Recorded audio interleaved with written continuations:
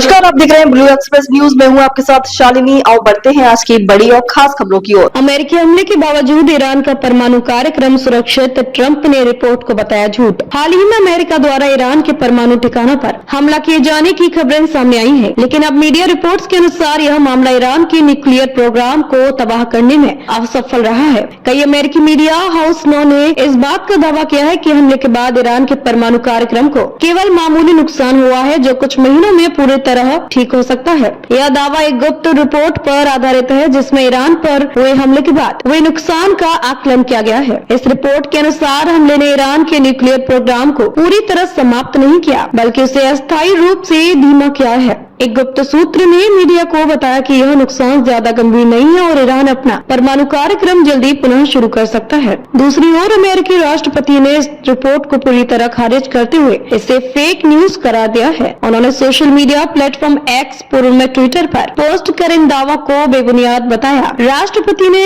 स्पष्ट किया कि अमेरिकी हमले ने ईरान को काफी नुकसान पहुँचाया है और वो न्यूक्लियर प्रोग्राम पर बड़ा असर पड़ा है। इजरायल ईरान संघर्ष में 12वें दिन आया सीज फायर, दोनों पक्षों ने जीत का दावा किया। इजरायल और ईरान के बीच जारी संघर्ष ने मंगलवार को 12वें दिन एक महत्वपूर्ण मोड़ लिया, जब दोनों पक्षों ने सीज फायर की घोषणा की। दोनों देशों ने इस बात की पुष्टि करते हुए अपनी अपनी जीत का दावा किया है। इजरायल के प्रधानमंत्री ने कहा कि उनकी सेना ने ईरान के खिलाफ एक ऐतिहासिक जीत हासिल की है, जिसे आने वाली पीढ़ियां याद रखेंगी। उन्होंने जोर देकर कहा कि इजरायल ने शेर की तरह युद्ध किया और उनकी दहाड़ ने तेहरान को हिलाकर रख दिया है। उनके इस बात से स्पष्ट होता है कि इजरायल अपनी सैन्य ताकत को लेकर बहुत आश्वस्त है और इस संघर्ष को एक बड़ी सफलता मान रहा है। वहीं दूसरी तरफ ईरान के विदेश मंत्री ने साफ किया कि उनका देश अपना न्यूक्लियर प्रोग्राम बंद नहीं करेगा। उन्होंने कहा कि इस तकनीक को हासिल करने के लिए ईरान के वैज्ञानिकों ने काफी मेहनत और बलिदान दिया है और वे इसे किसी कीमत पर नहीं छोड़ेंगे। इस बयान ने यह जाहिर किया है कि ईरान अपने परमाणु कार्यक्रम को लेकर किसी भी तरह की समझौते या संपन्न के मूड में नहीं है। तेहरान में विजय उत्सव, ट्रंप ने सोशल मीडिया पर दी सीज फायर की जानकारी। ईरान की राजधानी तेहरान में सीज फायर की घोषणा के बाद विजय उत्सव का आयोजन किया गया। इस कार्यक्रम में देशवासियों ने युद्ध के इस पड़ाव पर जीत की भावना का जश्न मनाया। इस बीच अमेरिकी राष्ट्रपति ने मंगलवार तड़के 3:30 बजे सोशल मीडिया पर पोस्ट कर दोनों देशों के बीच हुए सीज फायर की जानकारी साझा की। यह घोषणा वैश्विक स्तर पर तनाव को कम करने के लिए एक बड़ी खबर मानी गई है। हालांकि युद्ध की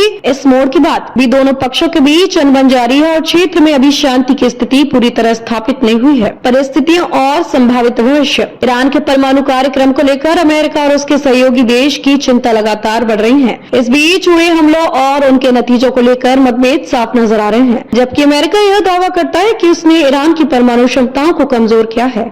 ऐसे ही लेटेस्ट अपडेट पाने के लिए हमारे चैनल को लाइक, फॉलो, सब्सक्राइब करें और बेल आइकन दबाना ना भूलें।